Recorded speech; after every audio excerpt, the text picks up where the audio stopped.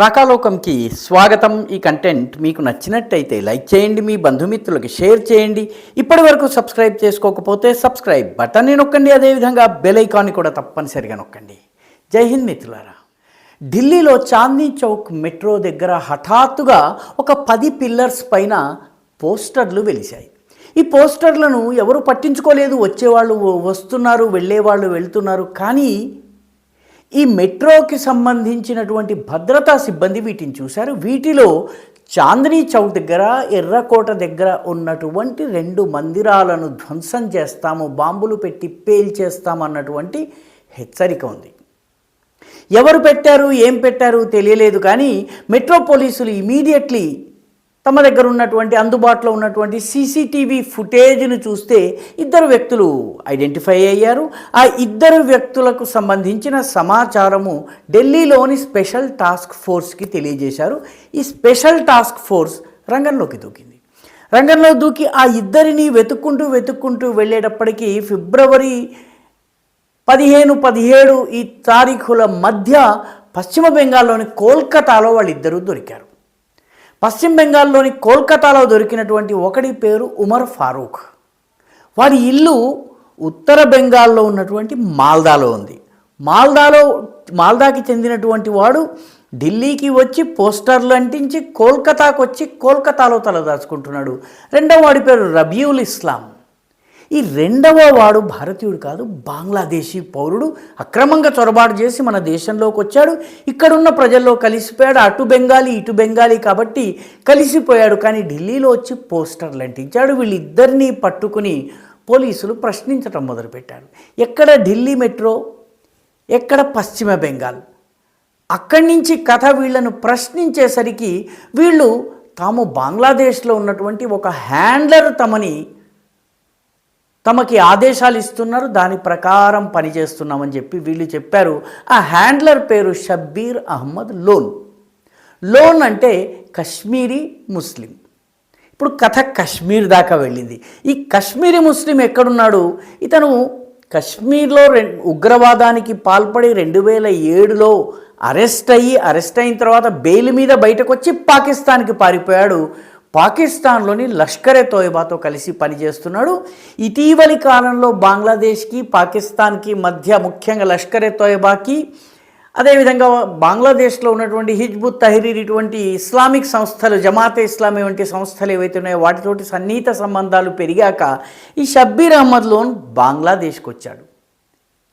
So దారాన్ని మీరు నెమ్మదిగా చిక్కుముడి విప్పేటప్పటికి ఢిల్లీ నుంచి బెంగాల్ నుంచి కశ్మీర్ నుంచి పాకిస్తాన్ నుంచి బంగ్లాదేశ్లో ఉన్నటువంటి ఈ షబ్బీర్ అహ్మద్ లోన్ తమకు ఆదేశాలు ఇచ్చారు. తాము ఈ పోస్టర్లు అంటించాము, తమ మిత్రులు ఢిల్లీలో పేలుళ్ళు చేయబోతున్నారు అన్నారు. ఆ మిత్రులు ఎవరు అని పోలీసులు ప్రశ్నిస్తే ఫిబ్రవరి 21న వాళ్ళు పేర్లు చెప్పారు. ఆ పేర్లు చెప్తే ఆ పేర్లు ఎక్కడున్నాయి? ఈ పేరున్నటువంటి వ్యక్తులు ఎక్కడున్నారు? తమిళనాడులో ఉన్నారు. సో పోలీసులు తమిళనాడుకు వచ్చారు. తమిళనాడులో ఉన్నటువంటి తిరుపూర్ గార్మెంట్ ఇండస్ట్రీలో కార్మికులుగా, కూలీలుగా, దినసరి కార్మికులుగా పనిచేస్తున్నటువంటి 7 వ్యక్తులు. వీళ్ళు తిరుపూర్కి దగ్గరగా ఉన్నటువంటి ఉత్తుక్కులి, పల్లదం, అదేవిధంగా తిరుమురుగన్ పూండి, ఈ 3 గ్రామాల్లో ఇళ్ళు అద్దెకి తీసుకుని ఉంటున్నటువంటి ఈ 7 తెల్లవారుజామున ఫిబ్రవరి 22 తెల్లవారుజామున వీళ్ళని అరెస్ట్ చేయడం జరిగింది.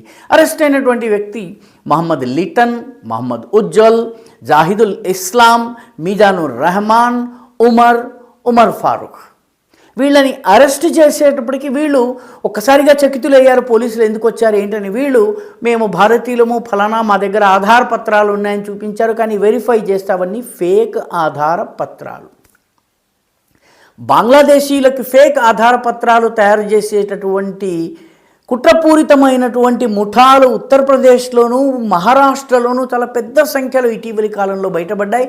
అస్సాంలో కూడా బయటపడ్డాయి. ఆ రకంగా వీళ్ళకి ఫేక్ ఆధార పత్రాలు చేతికొచ్చాయి. మన బోధన్లో అయితే ఏకంగా రోహింగ్యాలకు పాస్పోర్ట్లే చేసి ఇచ్చారు. నిజామాబాద్ జిల్లా బోధన్లో వాళ్ళకి అక్కడ రెసిడెన్స్ సర్టిఫికెట్ ఉన్నట్టుగా మన స్థానిక పోలీసులు సంతకాలు చేసి మరి వాళ్ళకి ఇస్తే విమానం ఎక్కుతుండగా పట్టుబడ్డారు. అలాగే వీళ్ళందరూ భారతీయుల్లాగా చలామణి అవుతూ ఉన్నటువంటి బంగ్లాదేశీ పౌరులు. వీళ్ళని పట్టుకునేసరికి వీళ్ళ దగ్గర 8 మొబైల్స్, 16 సిమ్స్, ఫేక్ ఐడీలు, అందులో ఫేక్ ఆధార్ కార్డులు, నకిలీ పత్రాలు ఇవన్నీ దొరికాయి. కొద్దిగా పోలీసులు ప్రశ్నించేసరికి తాము ఢిల్లీలోని చాందినీ చౌక్లో ఉన్నటువంటి ఒక మందిరాన్ని, ఎర్రకోట దగ్గర ఉన్నటువంటి హిందూ మందిరాన్ని ధ్వంసం చేసేందుకు ప్లాన్ వేశామన్నటువంటి విషయాన్ని అంగీకరించారు.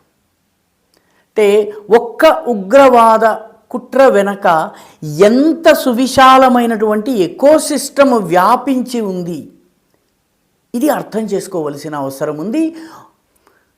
కశ్మీర్ మూలానికి చెందినటువంటి ఉగ్రవాది పాకిస్తాన్లో ఉంటాడు, అక్కడ లష్కర్ ఎ తోయబాలో చేరతాడు. లష్కర్ ఎ తోయబా బంగ్లాదేశ్లో ఉన్నటువంటి హర్కతుల్ జహాదుల్ ఇస్లామీ, జమాతుల్ ముజాహిదీన్ బంగ్లాదేశ్, అన్సరుల్ బాంగ్లా టీం వంటి బంగ్లాదేశ్లోని ఇస్లామిక్ ఉగ్రవాద సంస్థలతో కలిసి ప్లాన్ చేసి పాకిస్తాన్ వైపు అయితే దొరికిపోతారు కాబట్టి అటాక్ బంగ్లాదేశ్ వైపు నుంచి చేసేందుకు ప్లాన్ చేశారు. దీనికోసము బంగ్లాదేశ్ నుంచి వచ్చి కూలీలుగా పనిచేస్తున్నటువంటి వాళ్ళు ఈ మొత్తము ప్లాన్ని ఆపరేట్ చేస్తున్నారు. వీళ్ళని ఆపరేట్ చేసే వ్యక్తి బంగ్లాదేశ్ నుంచి ఆపరేట్ చేస్తున్నారు. ఇటీవల ఆసిమ్ మునీర్ స్టేట్మెంట్ ఇచ్చారు. రాబోయే రోజుల్లో భారత్ మీద తూర్పు నుంచి కూడా దాడి వచ్చేలాగా మేము ప్లాన్ చేస్తున్నామని చెప్పి ఆయన అన్నారు. కేవలం పడమర నుంచే కాదు, తూర్పు నుంచి కూడా దాడి వస్తుంది. ఆ తూర్పు నుంచి వచ్చే దాడి బహుశా ఇలాంటివేనేమో. కాబట్టి బంగ్లాదేశ్ సరిహద్దుల్లో ఇటీవలి కాలంలో లష్కర్ ఎ తోయబా, హాఫెజ్ సయీద్కి చెందినటువంటి జైషే ముహమ్మద్ నాయకులు చాలా సువిస్తృతంగా పర్యటన చేశారు.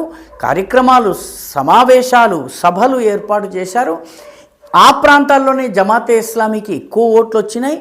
ఆ ప్రాంతాల నుంచే ఈ వ్యక్తులందరూ కూడాను దేశంలోకి ప్రవేశిస్తున్నారు. వాళ్ళు రాగానే వాళ్లకు ఆధార్ కార్డులు, నకిలీ పత్రాలు, సిమ్ములు, మొబైల్ ఫోన్లతో సహా అన్నీ కొనిచ్చి తిరుపూర్ వంటి సంస్థలకి, తమిళనాడులో మన ఎక్స్పోర్ట్కి ఉద్దేశించినటువంటి గార్మెంట్ ఇండస్ట్రీలో వాళ్ళని పెట్టడం.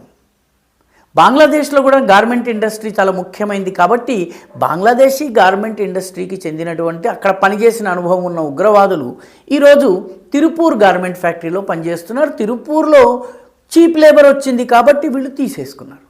కాబట్టి తెలియక కొందరు, తెలిసి కొందరు ఈ కుట్రలో ఎలా భాగస్వాములయ్యారు, ఇది అర్థం చేసుకోవాలి. ఉగ్రవాదుల నెట్వర్క్ని అర్థం చేసుకోకపోతే మనం అసలు ఏదో దర్భంగాలో ఒక పేలుడు, ఢిల్లీలో ఒక పేలుడుగా మనం భావిస్తాము. దీని యొక్క మూలాలు చాలా లోతుల్లోకి వెళ్తాయి.